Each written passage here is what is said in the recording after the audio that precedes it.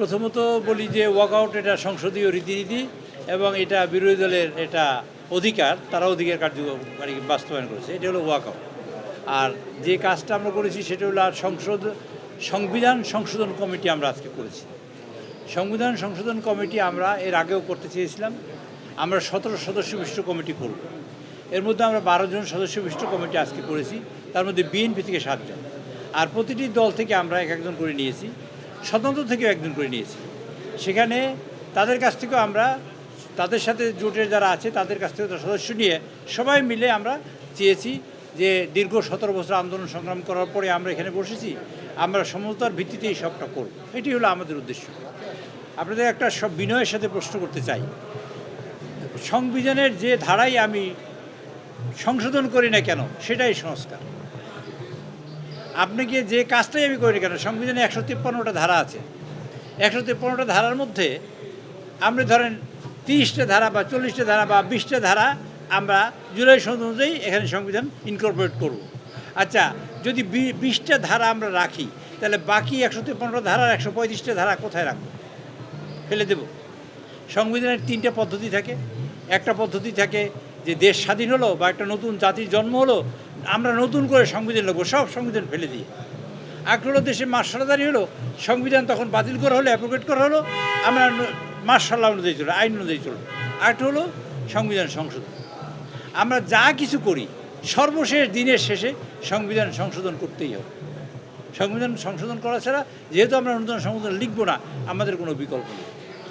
এটা একটা দিক, এবং সেইটার জন্যই বলেছি আমরা যাহা কিছু করি সেটা আলোচনা করব, আমরা ওখানে বসেই আমরা সংবিধান সংশোধন করি, আর যা কিছু করি সেটা আমরা ওইখানেই আনব। মাননীয় সদস্যবৃন্দ বললেন যে আমরা 2টা শপথ নিয়েছি। বর্তমান এক্সিস্টিং সংবিধান অনুযায়ী তারা 2টা শপথ নিতেই পারেন না, যেটা সংবিধান আছে বর্তমানে তা অনুযায়ী। আচ্ছা, ধরেন সেটা যদি তারা বিশ্বাস করতো যে তারা বিশ্বাস করেছে শপথ নিতে পারে না, এটা কিন্তু বিশ্বাস করছে। যদি বিশ্বাস না করতো তাহলে মহিলা সদস্য যে তাদের 14 জন হলো, তারা 2টা শপথ নিল না কেন? তারা তো একটা নিতেই পারত। কাজেই তারা একটাই নিয়েছে, তারা 2টা শপথ নেয়নি, এবং সেটাই যৌক্তিক। তা আমরা সেটা বলতে চাই কি, যে আমাদের মাননীয় সদস্যবৃন্দ বা যারা বিরোধী দল থেকে আসছেন তাদের একজন মাত্র সদস্য ছাড়া আর সবাই নতুন। কাজে নতুন সদস্যদের কিছু সময় লাগতেই পারে বোঝার জন্য। আমি মনে করি সেটা তাদের কোনো অসুবিধা নেই, আমরা সময় আছে। এই সংবিধানে আমরা যদি 5 জনের নাম পাই আমরা ইনকর্পোরেট করব, এবং আমরা এই সংবিধানে আমরা এই সংসদেই আবার সেটা পরিবর্তন করব ইনশাআল্লাহ। এই গেল এক। আর 2 নম্বর হলো যে সংবিধান সংশোধন করা ছাড়া আমাদের কোনো বিকল্প নেই। সংবিধান সংশোধন করে যা যা আমাদের করণীয় দরকার আমরা তাদের সাথে নিয়ে আলাপ আলোচনা করা। এই কমিটি কেবলমাত্র একটা সুপারিশ প্রণয়ন করবে। সেই সুপারিশটা পার্লামেন্টে আসার পরে সেইখানে পার্লামেন্টে চুলচেরা বিশ্লেষণ হওয়ার পরে সেটা পাশ হওয়ার যোগ্য হলে পাশ হবে, পাশ হওয়ার যোগ্য হলে পাশ হবে না। এই কমিটি সুপারিশ দিতে পারবে মাত্র, নাথিং এলস। কাজেই আমি মনে করি তারা যে কাজটা আজকে করেছে সেটা তারা হয়তো না বুঝে করেছে, অথবা বুঝেও করতে পারে।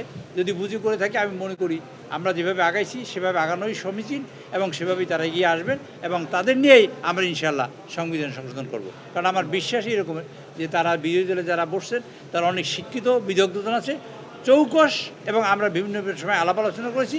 ভবিষ্যতে নিশ্চয়ই আলোচনায় একটা ফল হবেই। আমরা আলোচনা তার বন্ধ রাখবো না, এবং কখনোই না। এবং আমরা চাই না যে আমাদের 17 বছরের ফসল বাইরে কেউ এসে খেয়ে দেয়। এই কষ্টের ফসল, এই পরিশ্রমের ফসল, এই যে বিরোধী দলের অনেক সদস্য ফাঁসির কাছে ঝুলেছে, তাদের সেই ফাঁসির কাছে ঝোলা ফসল আরেকজনে খাক, সেটা আমরা চাই না, তারাও চায় না। কাজে আমরা একত্রিত হয়ে ইনশাআল্লাহ এই সংবিধান সংশোধন করব, সে প্রত্যাশা করি।